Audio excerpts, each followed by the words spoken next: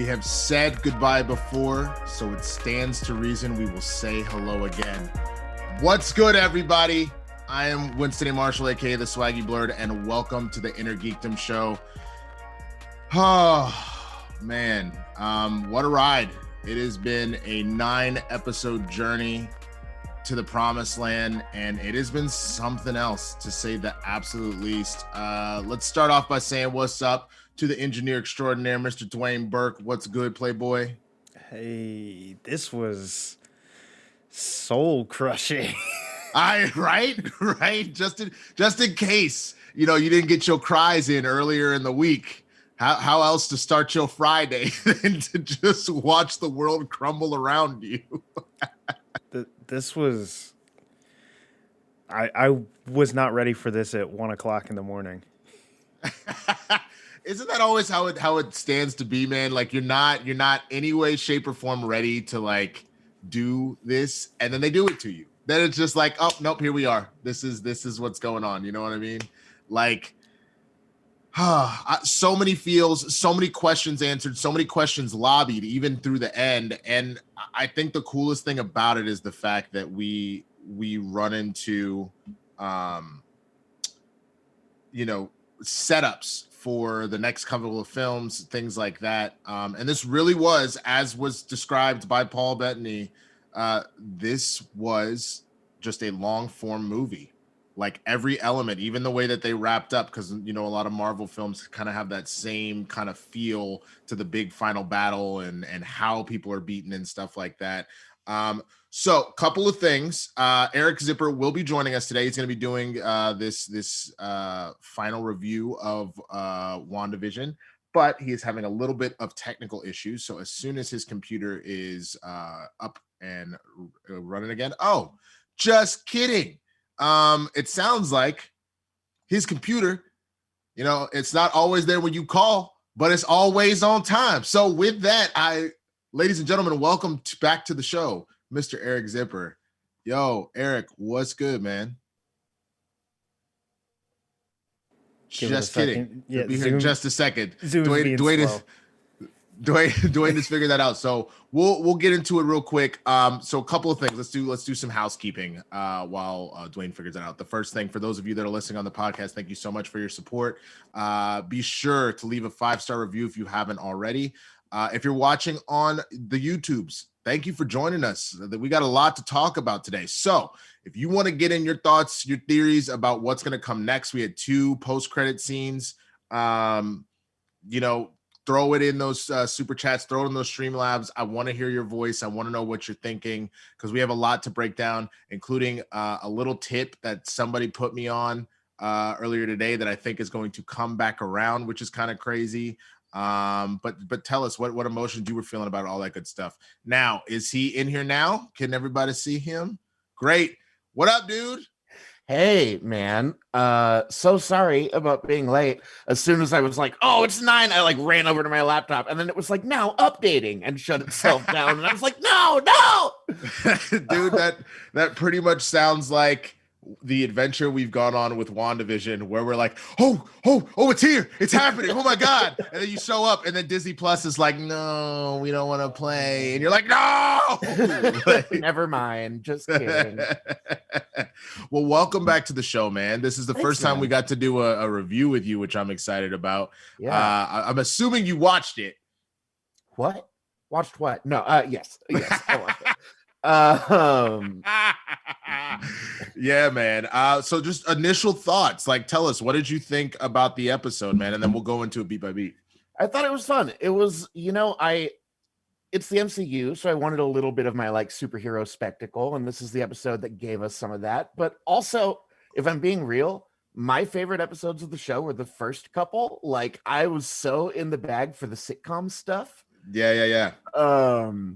So there was a part of me that was a little bit like, all right, now the visions are punching each other, and that's cool. Obviously, I'm into it. but I liked the weird stuff too. That's fair. I appreciated that this episode kept up those little moments of horror, though. What happened to Agatha's creepy and yeah. those are my favorite moments of the show, where for like 30 seconds each week it just gets like spooky as hell. Yeah, dude. And that's again, I think that there's something going on that clearly we're setting up what's coming in Doctor Strange Multiverse of Madness, and we've talked about this, that is what that was announced, that this was almost like a not necessarily a prequel, but a precursor to that film. She's gonna be the big bad in that, which it looks like it's gonna be a good time, man. So all right, so let's just get right into it. I mean, I think the funniest thing is the very appropriately named 9th episode is called the series finale. And the funny thing about the series finale here is that I don't know if you experienced this yourself, but last night it dropped early. It dropped about I want to say like 7-ish minutes early, something like that. For some people, it was anywhere from like 2 minutes to 5 minutes to whatever. I want to say it was about 7 minutes early for me when I got it, because I was doing a stereo show with Jay, and somebody just put a message, go, "Hey, it's on. I'm turning your shit off. It's on." Oops, that's my one swear for the day. Please don't swear on the show, Eric. I just did. So yeah, sorry about that. That's okay. It's okay. I just forgot for a second. So we drop into the series finale. We're right where we left off. It's Agatha versus Wanda. Wanda is able to hit Agatha down, and she tells the boys, "Go to your room." And she keeps throwing magic at her, and Agatha's like, "Good, yes, good," and just starts absorbing the energy off of her, which is then giving us that flashback to what happened with Agatha last episode, about how that's really her main power, is that she's able to absorb other magic wielders' abilities. And so every time Wanda hits her, she's like, "No, keep beating me up. I need this." So after she says, like, "Come on, man, that's what I do. Throw some more magic at me, baby," Wanda does a throwback to Civil War and goes, "Okay," and hits her with a car, which was great. I love that, because it's like, what, you're gonna absorb a car? You said magic, not physical things. Well, there's actually an obscure villain whose power is to absorb cars. No, that's not I wouldn't put it past you that is some sort of Marvel thing that I didn't know about, and then I'm just out here looking like an ass. So I would not be surprised at all. So throws a car into Agatha, and then we see White Vision show up, and he goes to, and she's like, "Oh, Vision," and like he's touching her face, and I was like, "Oh, he's gonna kill her." And then he puts the other hand up, and then he starts crushing her head, and I was like, "Oh no!" And he says, "Wanda, I thought you were stronger." And right as he's about to finish her off, here comes what I'm calling WandaVision. Haha. See what I did there? I see what you did there. WandaVision shows up and saves her and tackles the hell out of him. And Wanda's like, "Oh, baby, I'm so sorry. I should have told you." And he's like, "Nope, don't worry about it. I get it. It's all good." And that's when Agatha shows back up, and she's like, "Ooh, your ex and your boyfriend at the same party. Who are you gonna choose?" And I was like, "Yo, that's kind of messed up." So that's kind of our. Love Catherine Hahn. I mean, everyone has been saying it every week for the past 9 weeks, but dear Lord, I love Catherine Hahn.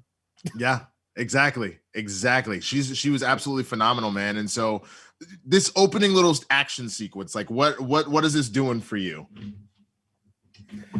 I mean, this is sort of the first like WandaVision wasn't really an action show, right? Like it was the sitcom homage, it was a love story, like it was a comedy.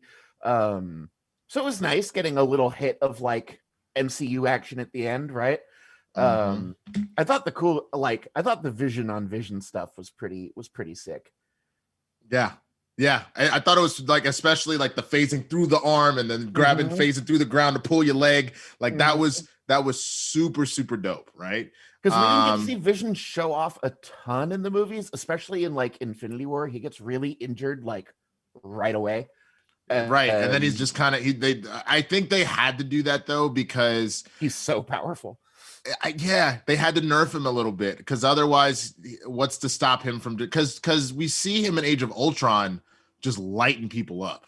You know what I'm saying? Yeah. He is lighting up those Ultrons like it's nobody's business. So they had to be like, all right, if we're essentially dealing with Martian Manhunter out here, who pretty much can't be stopped by anything but fire, then we're going to have to just stab Vision in the chest real quick so he can't think straight. because otherwise, like, dude will just mollywop the Black Order. Like, this isn't going to really be a thing. So we then cut to Monica, who was hanging out with what I like to call Pietro, or I guess that's technically what Agatha called her. So called him. So that's not really that original. But either way, you know, she's hanging out. She's trying to like get out and whatever. And then he's like, "Oh, you think you're gonna go somewhere?" Boom, does that whole kind of like flash, like I'm hitting you so hard, with my speed force that it knocks you back like crazy.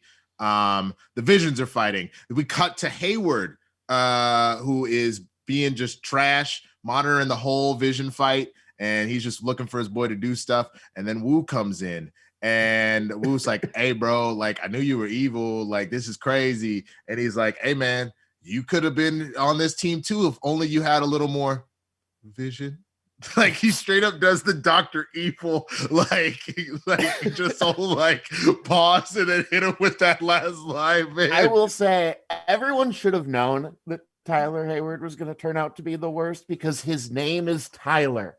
I feel like. Do you have a problem with Tyler's? I just feel like Tyler Hayward was being a real Tyler. You know what I mean? That's. Tell us how you really feel, Eric. That's what I really want to know. Tell us how you really feel, bro.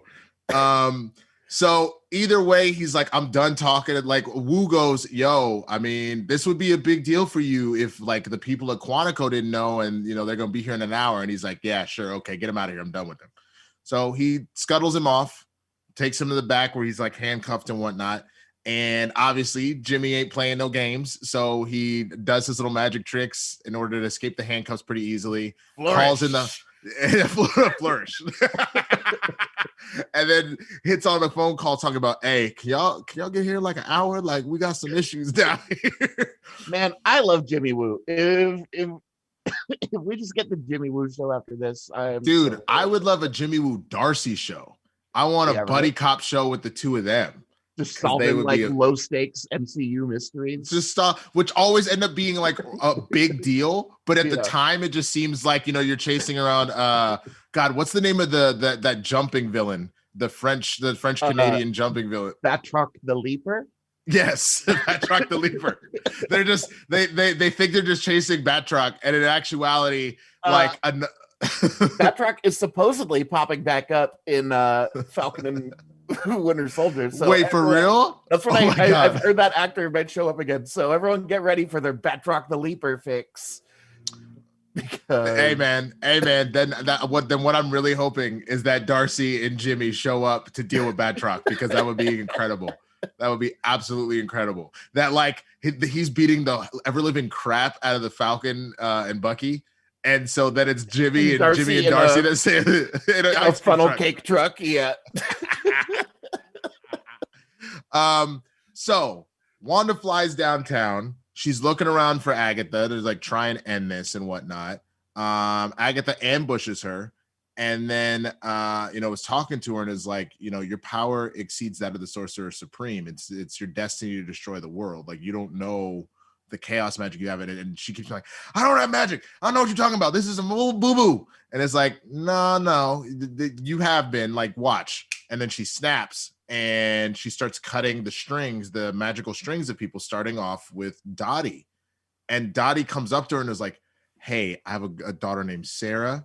Like, I feel like she could be best friends with your boys, or maybe if you want to do like a bully scenario, she could bully them or something. Whatever storyline you think works, you let me know. Just like, please, can my baby please come out of her room? Like, can you please just let her be free?"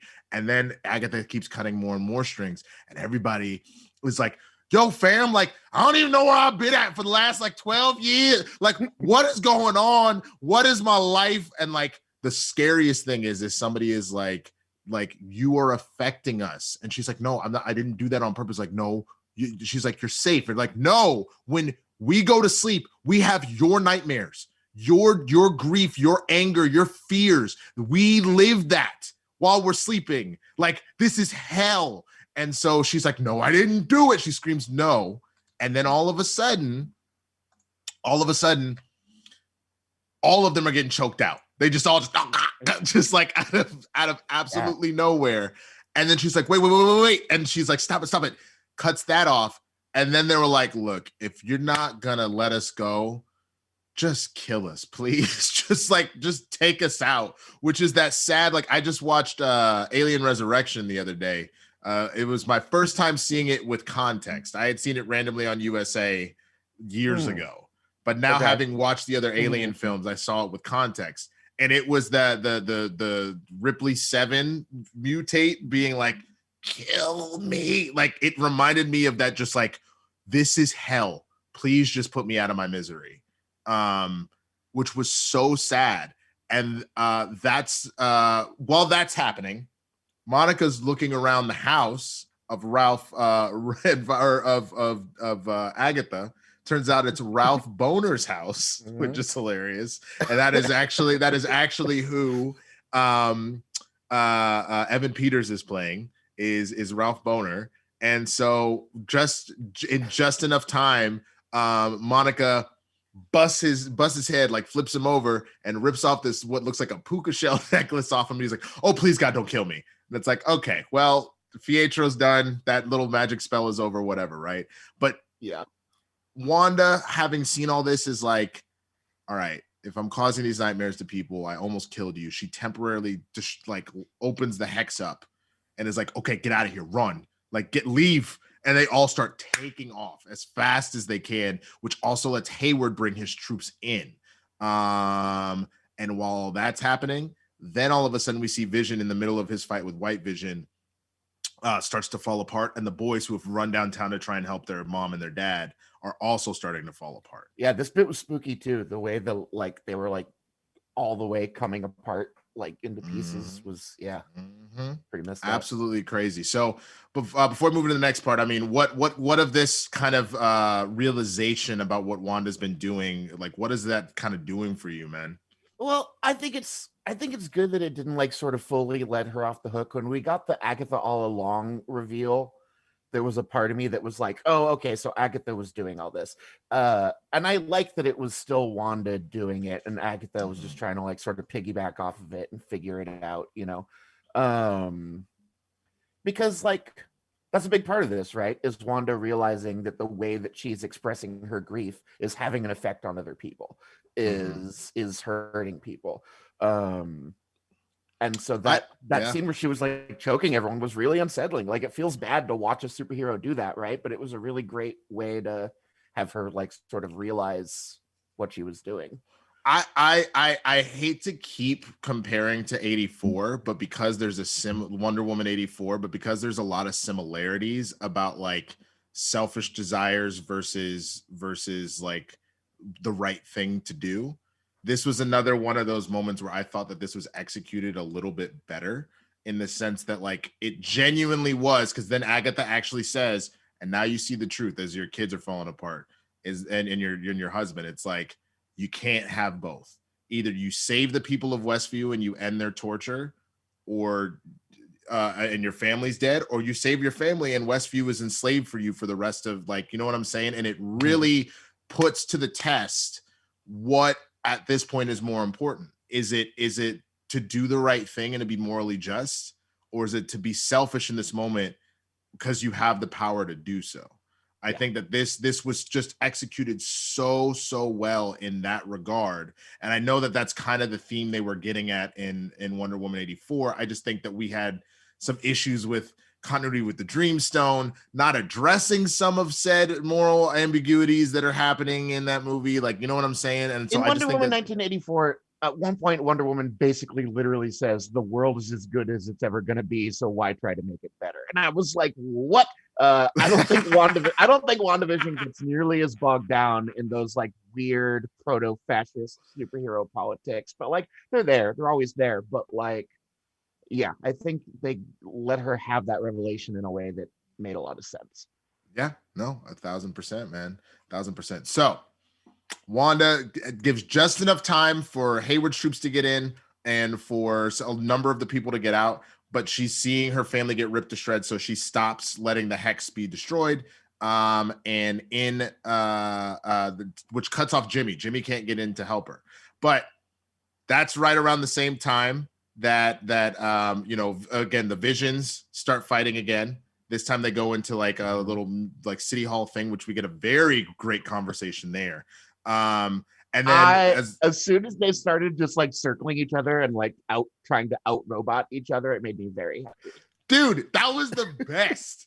Who doesn't like to roll? Like I literally thought he was gonna get him to when he makes you what, because my first aim was I thought he was like, what's your directive? It's to destroy the Like, Vision. does Well, not it's like compute. well, it's like, but you are Vision.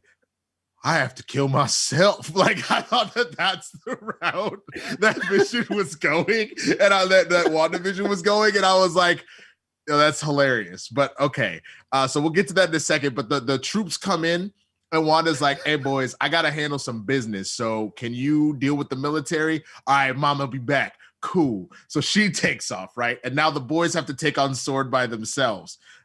So cut over to Vision. WandaVision and White Vision are kind of scrapping, and WandaVision asks him, "Hey, so what's your directive?" It is to kill the Vision. He's like, "Well, then let me ask you a question, though, since you are Vision." And he goes, "I need more. We need to explore that inquiry." And then he's essentially like, "All right, you know that what was it? Theosis? Was that the name of the ship? The ship of Theseus. Theseus." She's like, "Do you know that the ship of Theseus?" And he goes, "Yeah." You know, the White Vision goes, "Yeah, it's in a museum." And he was like, "Okay, so the ship itself in the museum had a lot of rot, and they got rid of the rot by putting in new planks. Is that technically the ship?" And White Vision's like, "No." He's like, "Okay. Secondly, if they took the actual wood and they eliminated the rot just to rebuild the ship, is that the ship?" And it's like, "Well, no. The conclusion is they're both the ship." And that essentially what it is the experiences as well as the actual body combined are what make the ship, the part that was actually run by Theseus in the first place. And that's where they essentially come to the conclusion, hey man, well, that's the thing. You are the physical embodiment of Vision. You are the parts, you are the actual body. But then I'm like kind of the mind of Vision. Like we are these two parts that are equally Vision, but not really, because we aren't the full original thing one way or the other. And he goes, "But the one thing I can't tell you being about being a carbon-based synthezoid, they're trying to control you by not letting you have your memories. But guess what, son? We got backups on backups." And he goes, "May I?" Which is a big thing I think that we've been noticing, is that Vision was the only one that could break Wanda's mind control. And it makes sense when she later explains, "You are the part of the Mind Stone that lives within me," which was something I had mentioned in previous reviews, that I'm like, especially seeing last week, the Mind Stone amplified her powers. It's that she absorbed she absorbed some of the Mind Stone. And that's why she was so connected to Vision. Energy. Yeah. Exactly. And so he goes, because he's essentially the Mind Stone energy, he goes, "Let me help you out, brother." Taps him on the forehead.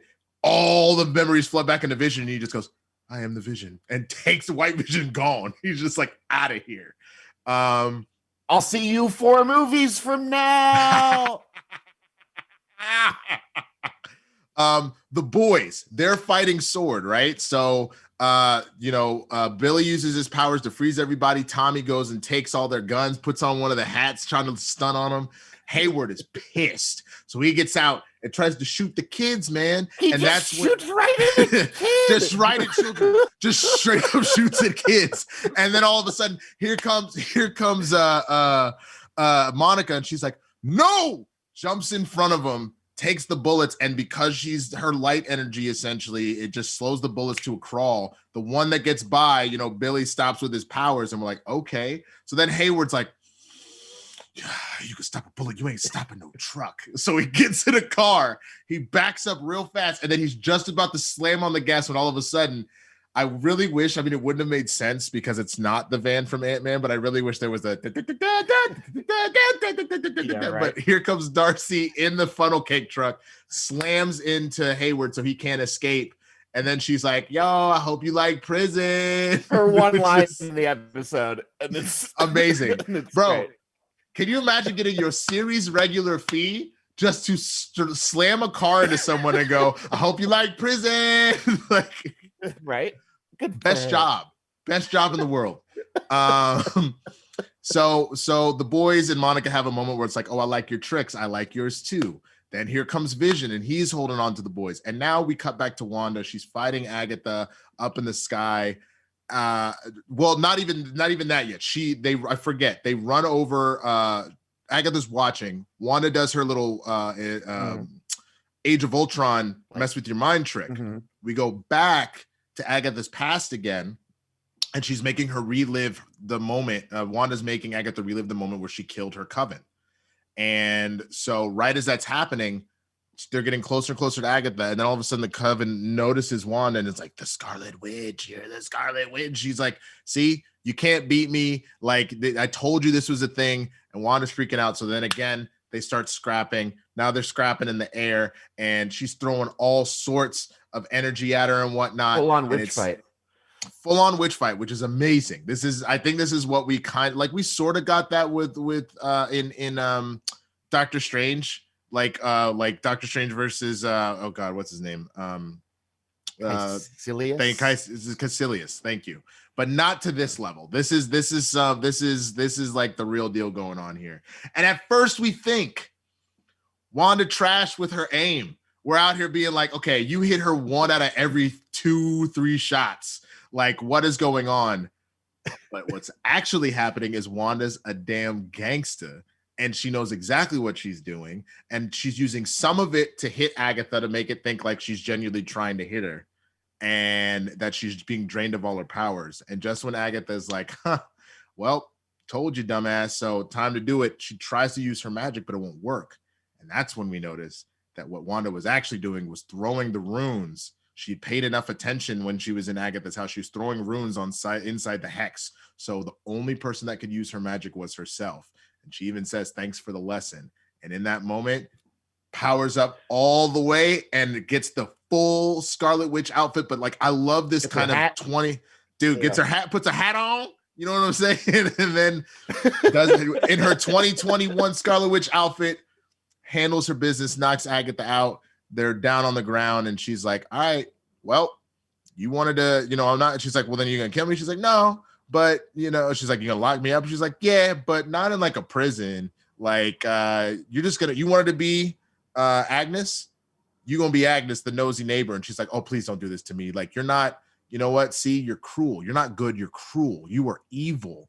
And she's like, no, you did this to you. She's like, well, wait, you don't know what you've done. You've unleashed something crazy, and you're going to need me. She goes, I know where you're going to need me 4 movies from now.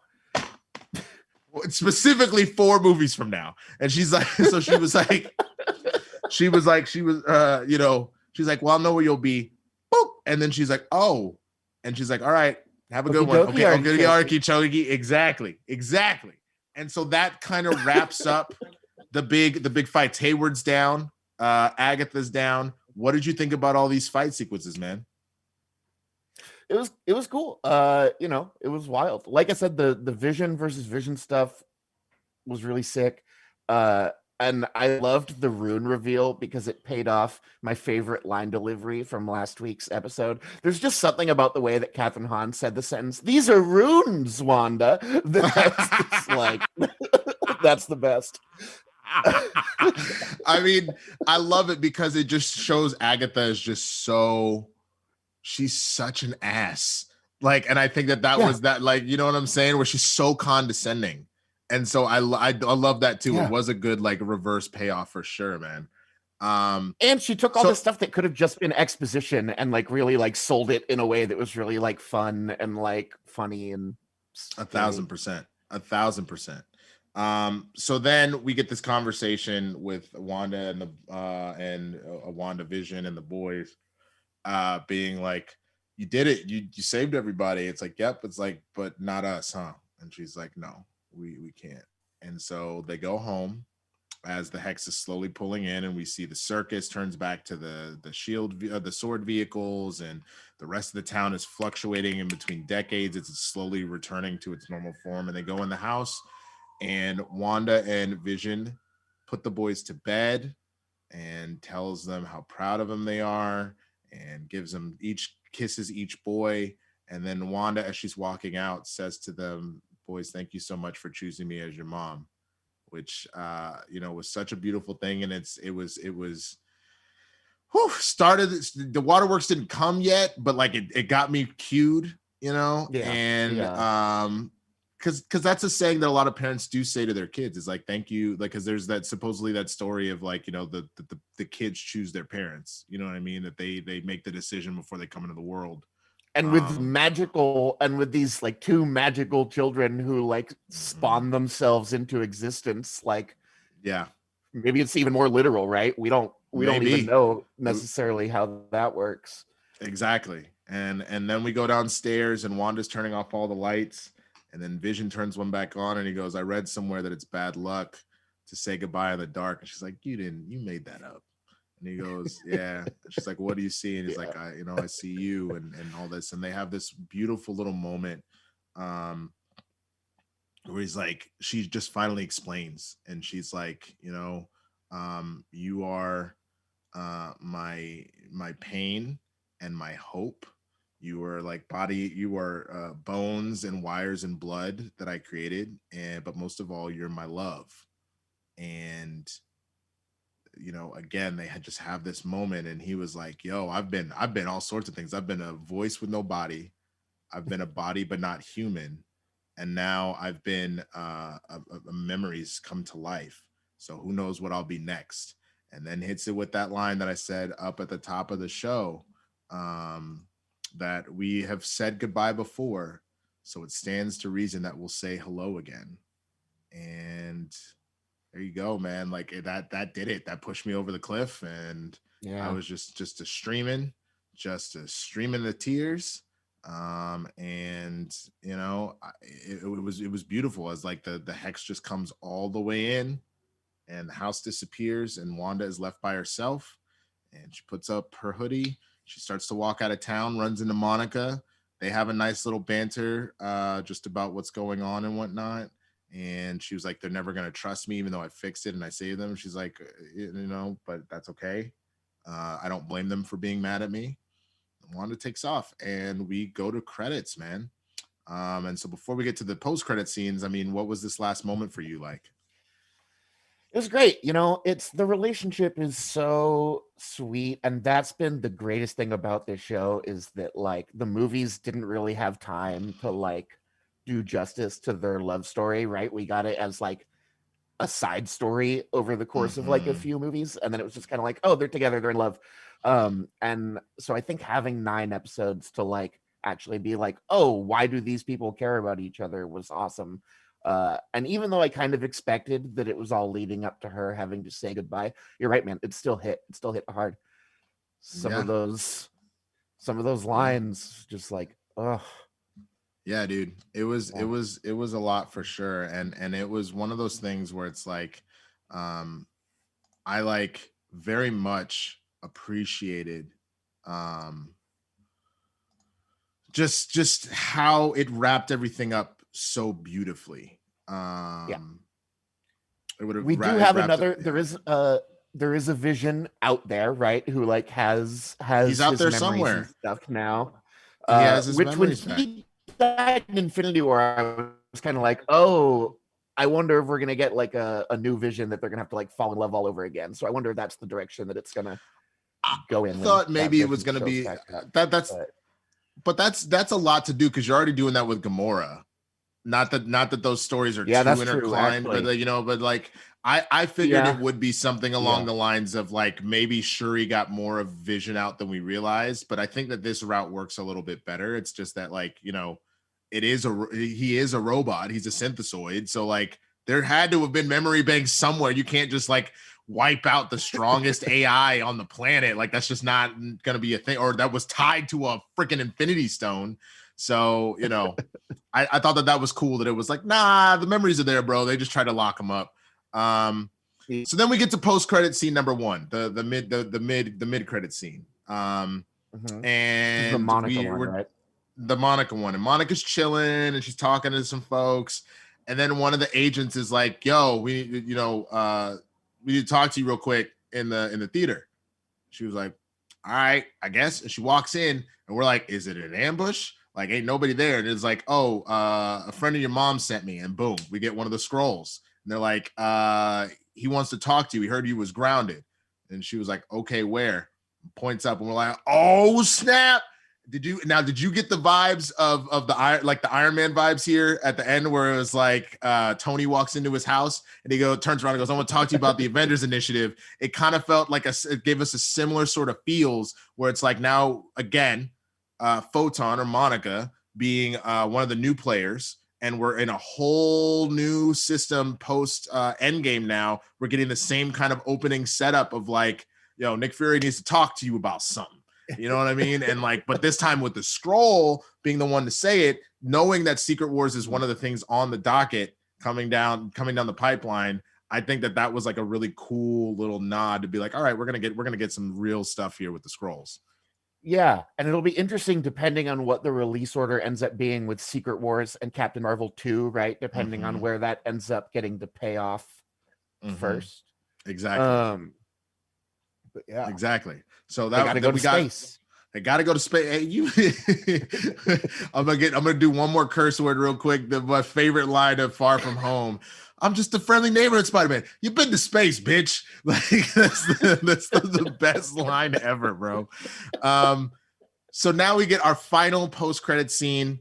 We are out on a cabin in the woods. Haha. You know, a little nod to some more horror. And we zoom in, and Wanda is just kind of chilling on the porch, and like having some, like, here's the teapot goes off, so she goes to pull the teapot off, and then we go past the kitchen into the back bedroom, and there's Wanda in her Scarlet Witch outfit, essentially in astral projection form, studying the Darkhold.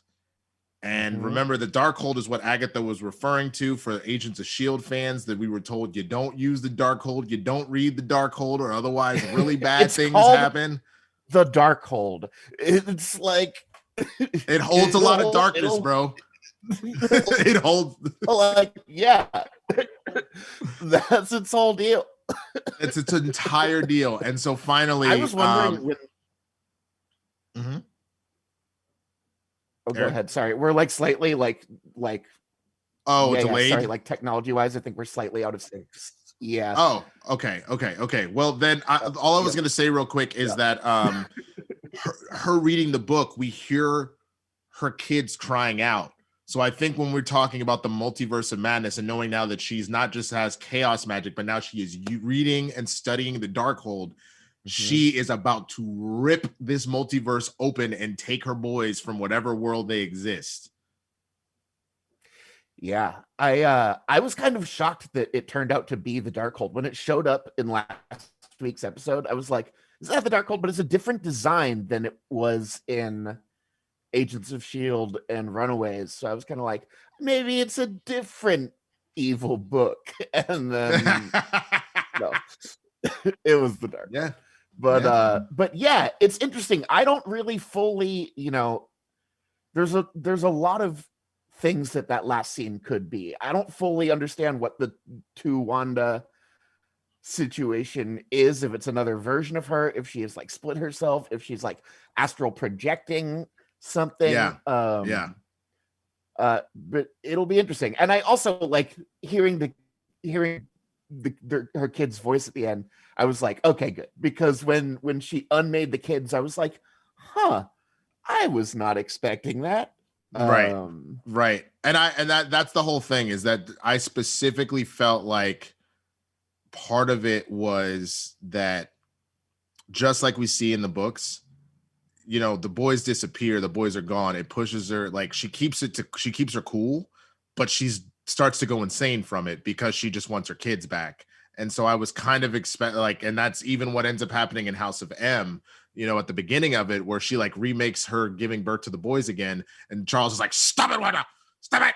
It's not real. You kill everybody. Stop it. So I felt like that we weren't going to see the end of the boys. I felt like we were going to see them again. Yeah. Especially because like, I don't know how like comic booky we want to get, but like, they're characters. They show up. It's a thing.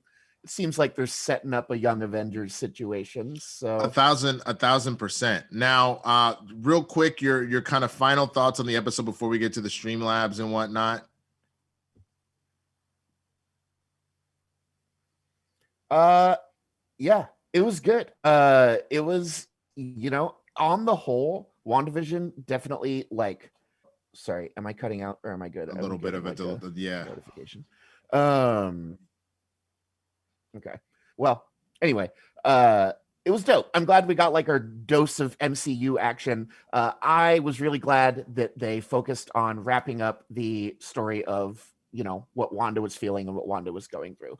I think there are some people who are bummed there wasn't more setup for stuff later down the road. Yeah. But it was good. It was an ending, not a transition, you know, and I appreciated that it was like we are going to end the story in a satisfying way that is all about character. Yeah, and I missed the sitcom stuff, but you know, they ran out of sitcom eras, so what are you gonna do? No, they did. You kind of, you know, we caught up to the modern time, so it is what it is. But I think the big thing that I really appreciated is that you planted a bunch of seeds for stuff to come. I don't think there's a number of people that I've already seen online that were like, man, this was trash.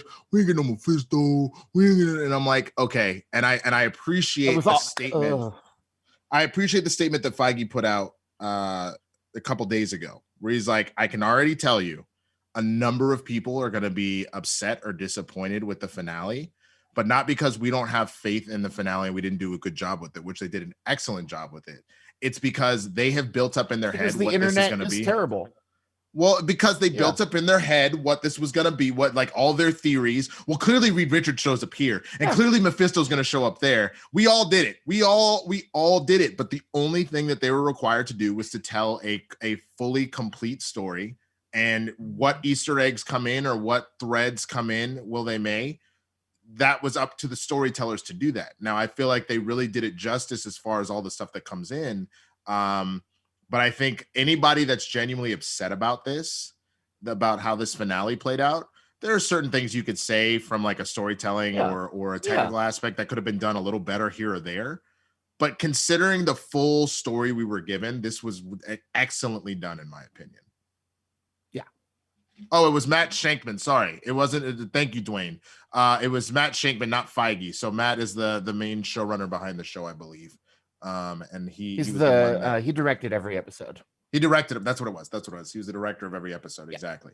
So real quick, before we get into those Streamlabs, the one little Easter egg that someone pointed out to me that I was like, holy crap, I can't believe we didn't catch this before, is the idea that there actually was a secret third witch throughout the show that we weren't necessarily paying attention to. So obviously Wanda, red hair, she had red roses outside her head or outside her house, red magical powers, right? Like that's what she was showing off. Agatha, dark hair, purple flowers, purple magic aura, all that kind of stuff. There stands to reason that Dottie might actually be Arcana Jones, which if you're unfamiliar with her, she is a blonde-haired witch whose aura tends to be yellow. Dottie, who is Dottie Jones in the show, her roses are yellow, and is typically part of the Squadron Supreme, which I'm sure you're familiar with the Squadron Supreme being the joke. I know the Squadron, like the joke Justice League, where they're like sometimes evil, sometimes good, like it's all that kind of stuff. Yeah. So even Dottie's husband has I believe his name is Phil, had the same name as Arcana's husband in the books. So there's thoughts, because remember we had so much folk. Dottie's the key, her flowers are so important, etc., that she actually might be that person. So I'm curious to see if she makes it, if that's the case, if she makes another appearance in subsequent MCU titles. If so, I would imagine that it's just a little like nod, you know, just a little like Easter egg, like little like nod to the comics. I never really felt like the show was setting Dottie up to be anything super important. I know a lot of people really were like, Dottie's Mephisto. But I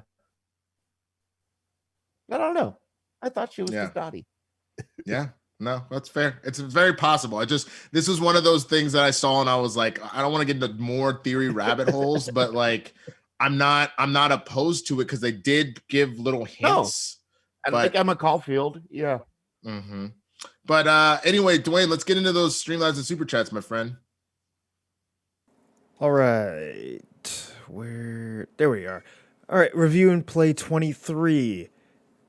The least interesting episode for me. Wish they hadn't wasted time on the action. Wanted more character interactions and explanations. Felt like Marvel rushed them. 6 out of 10 for me. It's a bold take. It's a bold take, especially because the complete opposite take was last week about like, how dare they talk and figure out about their history? Like, you can't make anybody happy because like, I understand wanting more character interactions. Everyone thinks they want more explanations, but you don't actually want the characters to stop the show and sit and explain things to you. I know that it feels like that's what you want, but like, that's boring, man. But also, again, it's a Marvel show / movie. Like it is predicated on there being some sort of fight and or action. And we went 8 episodes without it. Like, we can have 8 episodes of character interaction, discussion, theories, philosophy, like horror. Like, what? That's okay. And the last 2 episodes have been, for lack of a better term, exposition dumps. Like, that's literally what the last 2 episodes were. Yeah, 1,000%, including the fact that considering you get that last moment of the Maximoff / Vision family together, that's all the character work I needed to end this out. If you hadn't had a proper goodbye, then I would maybe agree with you. But the fact that you got that's all we really needed. You got Wanda realizing that she's really did something bad by making the townsfolk confront her. I thought that was amazing character development again, because again, it's like, what are you going to do? You were genuinely hurting people. Do you work on your own selfish crap, or do you fix this? And then you had her saying goodbye to the people she loves more than anything in the world. I thought that was brilliant. Yeah. And also, that's one of the challenges of action storytelling too, right? Is like, can you do those character moments and the exposition and stuff through the action and through those action moments? And I thought they did a pretty good job of that. The Vision confrontation was a perfect character study of Vision. Like, Yep. I just, that was a confusing take. You're entitled to your opinion, but I hardcore disagree personally. But go right ahead. What else we got, Dwayne? All right, Tim Sim. I said before that opening the next phase and next saga overall with WandaVision instead of Black Widow is interesting. After the finale, what do y'all think now of opening with this show? Is the Black Widow movie still relevant after all this? Also, how will this finale connect with Doctor Strange, Multiverse of Madness, and Spider-Man No Way Home? Very easily, in the sense that, again, with Wanda studying the Darkhold, she's gonna open a door or something on accident. It's literally called the Multiverse of Madness. And with No Way Home also implying that Peter is stuck in some sort of, or people are spilling in from other universes. It's now like Peter's like, whoa, everybody knows I'm Spider-Man. What? This doesn't look like my New York. What's happening? And he falls through a red portal because Wanda's just out here trying to find her kids and just screwing everything up. And then the Spider-Men are hanging out together, and then Doctor Strange comes in and he's all like, yo girl, you can't just be opening up portals to other dimensions. You out your mind. And there you go. That's very easy setup. But I would argue the more interesting setup that we got is that mid-credit scene, essentially setting up Captain Marvel 2, by having Photon needing to go meet up with Nick Fury and the Skrulls and all that. Yeah. And I think that I'm kind of stoked that this ended up being our first MCU thing in a while. You know what I mean? I think Black Widow is going to be great. I'm not worried about whether or not it's relevant because it kind of takes place sort of outside the timeline anyway, right? It kind of takes place a few years ago. So as long as it's still like a dope action movie, like, great. But I think starting with something like this weird and this like sort of structurally unique and something that like plays with genre and like, Dude. If this is setting the tone for like how willing to experiment, like try new stuff the rest of this phase is going to be, then like I'm in. Dude, You can't always get what you want, but sometimes you get what you need. Yeah. You know what I'm saying? And that was the thing. We were supposed to get Black Widow, and then the Falcon Winter Soldier and WandaVision was supposed to be the third thing to kind of come out of this. And instead, because of COVID, it restructured it. Like you said, it set a whole different tone by having it come first. And I think that it actually works. Yeah, it'll be interesting now going from this into like a more grounded, like spy action thriller, you know? Yeah, I agree. All right, what else, Wayne? All right, Nick Alexander, do you think WandaVision could also be Wanda's vision of herself as Scarlet Witch in the Mind Stone? I mean, sure. I think that that's one of the cool things about that title is they find like over the course of the show, they found like 4 or 5 different ways to interpret that title, right? After the 80s episode, I had the opening line of their like cheesy 80s theme song stuck in my head for like a week where they sing, "You wander the world with a vision of what life could be." And I was just like, yeah.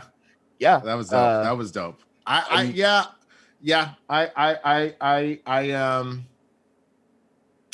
Sorry. I think that's good. I just saw a comment where somebody was saying they didn't really like Monica and Darcy's story arc closures.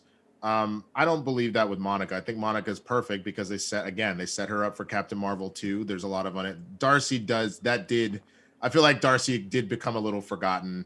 I gave her a line and sent her on her way. I liked her line, but I would have liked some other sort of something. You know what I mean with Darcy. That I will agree with. But what else we got, Dwayne? Tiffany F. I was okay with none of the fan theories panning out because if they had, fans would have accused the show of being predictable or lazy writing. They told the story they wanted to tell, and I'm happy they didn't go with the MCU trend of killing the villain. Agatha lives. Yeah, I agree. I think Agatha is about to become, as she is in the comics, she's about to become, Wanda's Loki, where she comes in, she's a fan favorite because she's funny but also evil, but then like there's times that we kind of need her. I think that it'll be a great relationship. I really kind of hope they eventually in the comics, I believe she was originally introduced as the nanny for the Richards kids, for Franklin and Valeria. And so I hope we get that. Like, I hope that if Agatha pops up again, it's like in Fantastic Four or something. Like, I hope we get some weird Agatha shenanigans. I think that we'll get it there. I think we'll get it too. Like when she said, "You don't know what you've unleashed." I think that that's the beginning of like mutants showing up, and I think that that's probably even going to be part of the stuff going on there. Because I mean, how else do you potentially explain it? Like, there's no way that people haven't noticed mutants on the planet. I think that by her unlocking the Scarlet Witch, this pure chaos magic type stuff, it's just going to start affecting the rest of the world. I think maybe even her messing with the Darkhold is another way to do that, since you're opening up other dimensions that mutants start falling in or whatever. So it'll be interesting to see what happens. Yeah, I totally agree with what they said though about I feel like a big buzzkill when it comes to fan theories in general, not just about this show. I'm always the like, well, that's not supported by the text. You just want that to be true. I'm annoying about it. So I agree with what that person said, that I'm glad they told their story instead of just paying off. Yeah, I agree. All these theories. I completely agree. My bad. We've only got a few minutes left, so let's just get through. All good. Let's get through. Mike Joseph, you guys still think WandaVision set the groundwork for mutants after watching the finale? I think this episode sets up the idea of someone creating the Sentinels. Sure. I mean, yeah, as an example of like, look at what happened in New Jersey. Like, we need robots to. Wanda's always the fall guy for that shit, right? Of like, she's too powerful. We need to do something about it. Yeah, no, 1,000%. I think so. I'm sure Hayward, even though he's going to jail, is going to be like, we need to stop them. Like, I could see that. I can see that. What else, Dwayne? D-Train. If Pietro was another person, how come we didn't see that person? I thought that was kind of a lame way to just close out his storyline in the series. His character started off well but ended badly, equivalent to his roles in the Fox X-Men movies. He was another person. He just looked exactly the same. Yeah. It was literally just the show using our metatextual knowledge to mess with us and like troll 1,000%. us. That's why we saw his headshot. He was a failed actor, Yeah. Ralph Boner. So we Yeah. did see the person. You're saying you wanted to see his life? I don't think we needed to see Ralph Boner's life. I think again, Agatha was like, I know enough random things about you, and yes, it was metatextual to be like, Pietro. I feel the same way about it as I feel about the Mandarin reveal in Iron Man 3, which is that it's hilarious. So Yeah, I thought it was fantastic. I loved it. That's true. That's All fair. right. That's fair. Max Cohen, I think Monica is going to be Spectrum over Photon. I agree. I agree. Yeah. Daryl Stokes, people have to realize as well that just because some things weren't addressed in the show doesn't mean it won't be answered further down the road. Agreed. It's long form storytelling. That's what's so cool about the MCU, right? It's just the most expensive TV show. Like it's just of all time. Ongoing deal. All right, and last one, Kevin Prime. Do you think they're introducing Lore, the counterpart of Wanda? Not anytime soon. Not anytime soon. Yeah, it might be. It might take some time to do all of that for sure. All right. Well, Dwayne, hit that music. Eric, or before you hit the music, sorry, Eric, tell them where to find you, man. Find me on Letterboxd as Eric Zipper, on Twitter as Grog is here with 2 G's at the beginning. And yeah, I'm on some podcasts, Storytime with Michael and David, The New 52 and You. Check them out. That's Dope. Dwayne, tell them where to find you. You can find me anywhere and everywhere on the internet at BurkeMade. And one Easter egg we forgot to mention, the Wizard of Oz Easter egg after she gets hit with the car and Wanda sees the shoes. With the shoes. Yeah. I caught that too. I was like, oh, she hit her with the car. She dropped a car on her. I wonder if they're going to do the, I literally said in my mind before they zoomed in on it, I was like, I wonder if they're going to do the boots under the car thing. I was like, yo, wait a minute. So yeah, that was dope. That was a dope little Easter egg. All right. I understood that reference. Yo, so thank you so much for riding with us on this journey through WandaVision. It has been absolutely amazing. Next week, we're going to get into some stuff. There's supposedly a behind-the-scenes episode coming, or people still think there's a rumored secret episode coming. We'll see. Whatever's coming on next week, we will talk about it, but we're really going to get prepped up and ready because the following week, we get both Zack Snyder's Justice League as well as the dropping of the Falcon and the Winter Soldier. We will be doing both. I will have more news on that next week about how that's going to all break down, but it will be an extravaganza. We're going to have lots and lots of stuff to talk about. It'll be longer than just the regular 1 hour show we do on Fridays. So check out next week and I'll let you know about that. So now, please go enjoy the Schmoedown. If you haven't already seen the match between Amaru Moses and Jesse Swift, if you haven't seen the match between Marie Wilson and Sean Sullivan, check both of those out. Today, you're getting Marisol McKee versus Vinny the Ice Pick Mancuso, as well as the Schmoedown versus between Dan Murrell and Jeff Snyder. You don't want to miss it. Check all that out. So go watch SCN Live now. Love y'all. See you next week. Deuces.